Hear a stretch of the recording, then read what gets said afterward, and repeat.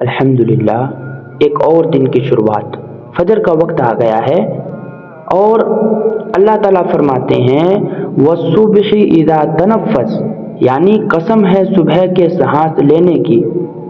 آج انشاءاللہ فجر وقت پر پڑھنی ہے۔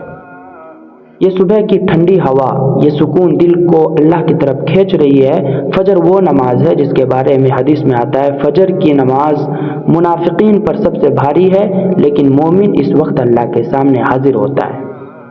میرے بھائی، اب میں وضو کر رہا ہوں، بسم اللہ کے ساتھ چہرہ دھو رہا ہوں، ہاتھ کہنیا، سر کا مسا اور آخر میں پاؤں۔ نیت ہے پاکی کی تاکہ اللہ کے سامنے کھڑا ہو سکوں۔ نبی نے فرمایا جب مسلمان وضو کرتا ہے تو اس کے گناہ پانی کے ساتھ بہہ جاتے ہیں۔ کیا ہی بڑی نعمت ہے وضو۔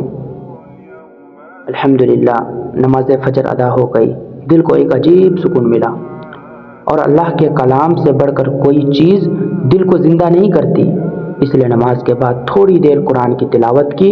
ہر حرف میں رحمت، ہر آیت میں نور۔ جب قرآن پڑھتا ہوں نا، ایسا لگتا ہے جیسے اللہ مجھ سے بات کر رہا ہو۔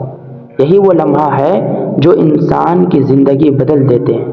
اللہ ہم سب کو قرآن پڑھنے کی توفیق عطا فرمائے، اور اللہ ہمیں قرآن سے جڑ کر رکھنے کی توفیق دے۔ اب میں جا رہا ہوں بچوں کو پڑھانے۔ نبی نے فرمایا تم میں سب سے بہتر وہ ہے جو قرآن سیکھے اور سکھائے۔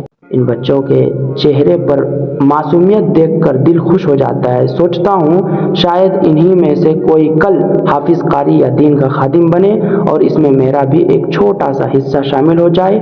اللہ ان بچوں کو نیک بنائے اور ہمیں اخلاص دے کہ ہم انہیں دین سکھا سکیں۔